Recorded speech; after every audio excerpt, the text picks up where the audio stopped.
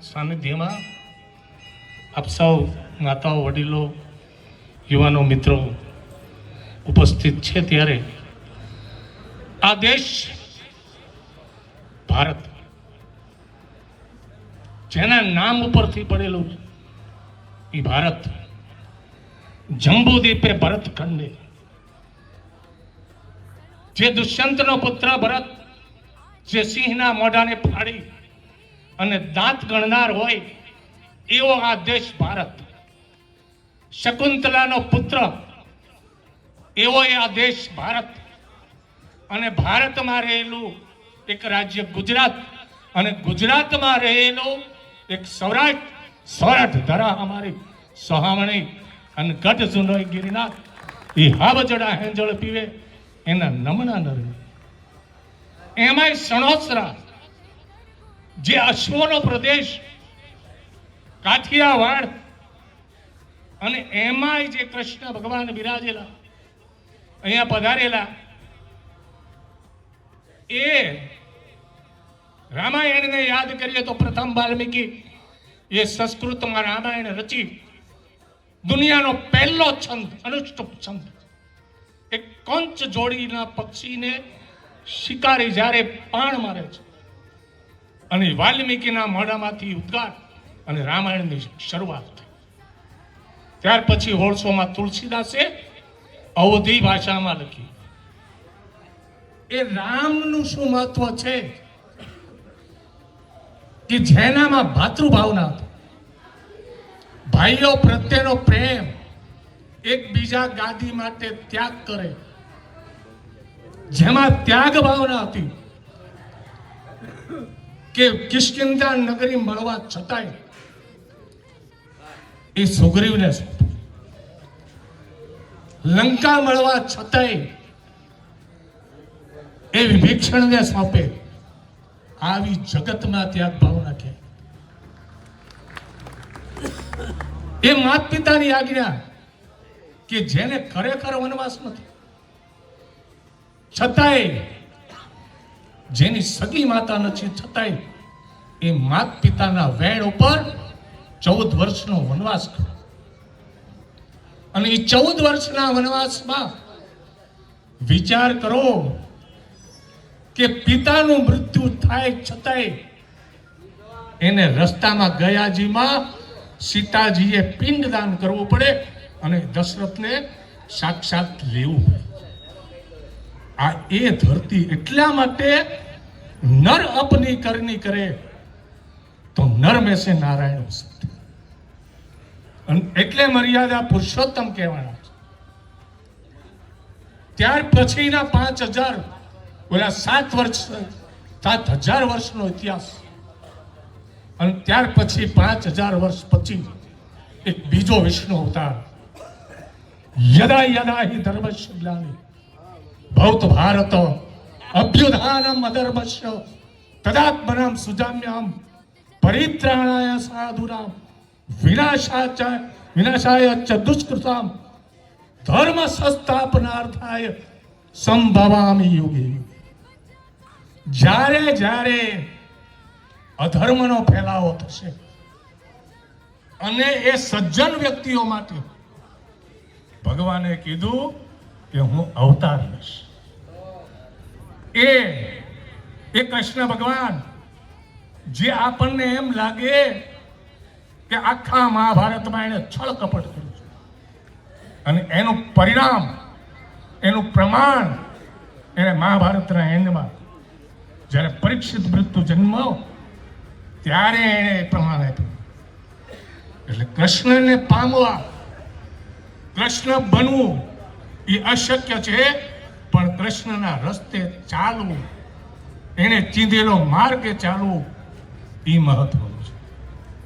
રામ બની શકાય કારણ કે મર્યાદા પુરુષોત્તમ હતો, અને એટલે એના ગામે ગામ, ભારતનું એક એવું ગામ નહીં હોય કે જ્યાં રામજી મંદિર, કોઈક ઘટના, કોઈક પરિસ્થિતિ ને વશને લીધે કેટલાક ગામોમાં કદાચ ન હોય, પણ પ્રથમ એનો ઇતિહાસ કરો, અખંડ ભારતની શરૂઆત કરો ઠેઠ અફઘાનિસ્તાન અને ઈરાન સુધી આ બધે જ ગામડામાં રામ મંદિર હતું. અને એ રામજી મંદિર તણાબારા સણોસરા ની શરૂઆત જ્યારે થઈ ત્યારે એ રામજી મંદિરની સ્થાપના થઈ. અને કેટલા વડવાઓ આપણા વિજ્ઞાની, આપણે એમ કહીએ છીએ કે આપણે આધુનિક યુગ, બિલકુલ નહીં. તમે સર્વે કરશો, રિસર્ચ કરશો તો સણોસરાની કોઈ પણ ઊંચામાં ઊંચી જગ્યા હોય ને તો એ રામજી મંદિરની છે. ક્યાંય પણ પૂર આવે પણ રામજી મંદિર ઉપર ચડી ગયો એટલે સલામ. આ વૈજ્ઞાનિકો છે, આ બુદ્ધિ છે. આ વૈજ્ઞાનિકો, એન્જિનિયરો પણ આવું ન કરી શકે એવા આપણા ગામના એ વડવાઓએ કરેલું છે. જ્યાં ન્યાય થતો એટલા માટે પહેલા ચોરો કહેવાતો.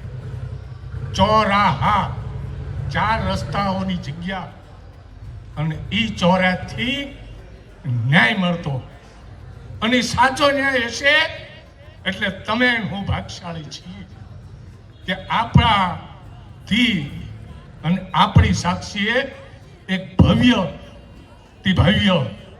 જ્યારે રામજી મંદિર થયું થઈ રહ્યું છે એના ઇતિહાસમાં લખાશે. અને એવું એક પ્રાણ પ્રતિષ્ઠા મહોત્સવ.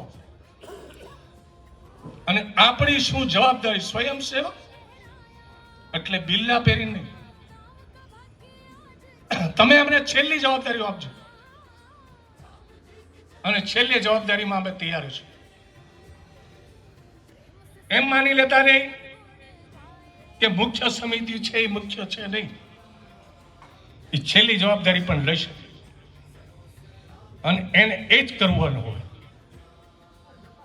કેટલાય પરિસ્થિતિઓનો સામનો કરીને અને આ રામ છે ને, આ ઠાકર છે ને, એ બહુ કઠણ છે. સહેલા પણ નથી, પણ તમને સફળ બનાવશે. એ સફળ બનાવશે અને એના જીવનમાં એ મારો દાખલો છે. એની મારે વાત નથી કરવી, પણ સ્વયંસેવક તરીકેની તમારી એક શિસ્ત હોવી જોઈએ. યજ્ઞશાળા હોય તો યજ્ઞશાળાની એક પવિત્રતા હોવી જોઈએ અને એ પવિત્રતા આપણે જાળવવી એ આપણી ફરજ છે. શાસ્ત્રીજીને ખબર જ, છતાંય એ યજ્ઞશાળામાં ધૂમ્રપાન કરવાની પહેલી ચોખ્ખી મનાઈ હોય. ત્યાં કાગળિયો હોય જેવા તેવા એ જવાય પણ નહીં. આ પવિત્રતા જાળવો તો જ પ્રાણ પ્રતિષ્ઠા નું મહત્વ છે. અને એવી જ રીતે આપણું વર્તન, આપણું શિસ્ત, આપણું વાણી એટલું જ સારું હોવું જોઈએ કે ઠાકરને ગમે, રામને ગમે. અને રામને આનંદ આવે, રામને ઉત્સાહ આવે એવું કાર્ય આ 3 દિવસમાં કોઈ તુકારો કરે, કોઈ ગાળ આપે, કોઈ બાંધવાનો પ્રયત્ન પણ કરે, પણ છતાંય આ ઠરેલી બુદ્ધિ રાખજો. સ્વીકાર કરી લેજો અને પ્રસાદી માની અને ગ્રહણ કરી લેજો કે ભગવાને મને આપેલી પ્રસાદી છે. ભગવાને, કૃષ્ણ ભગવાન તો પોતે બ્રહ્મ હતો અને છતાંય એક વસ્તુ યાદ રાખો, જેનો જેલમાં જન્મ થયો. વિચાર તો, આપણી તો એ તાકાત નથી, આપણું તો એ કષ્ટ ભોગવીનું છે. અને જે માતા પિતાને 14 વર્ષ સુધી જેલમાં રહેવું પડે, એનું કેલ્ક્યુલેશન કાઢજો કે કઈ 14 વર્ષ વનવાસ આપ્યો હતો અને કઈ ના સ્વરૂપે એ દેવકી આવ્યા હતા. એટલે એને પણ 14 વર્ષ એ જેલમાં રહેવું પડ્યું હતું. એ પારધી, એ વાલીને મારનાર, અને એનો જ બદલો કૃષ્ણ સ્વરૂપે આપ્યો. આ છે. અને એવું આપણે જો સ્વીકારીએ કે ભગવાને ભોગવેલા કષ્ટો, રામચંદ્રજી ભગવાને ભોગવેલા કષ્ટો, અને હાર સાથે એક શક્તિ છે બહુચરાજી, યા દેવી સર્વભૂતેષુ શક્તિ રૂપેણ સંસ્થિતા નમસ્તસ્ય નમસ્તસ્ય નમસ્તસ્ય નમો નમઃ.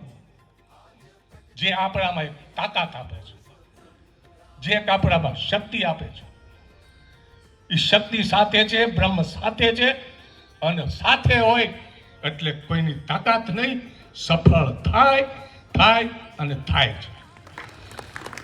આપણે બધાય સાથે રહીએ અને ગામની એક જાગૃતતા લાવ. મંદિર એટલા માટે છે, પહેલા મૂર્તિ પ્રથા હતી જ ને.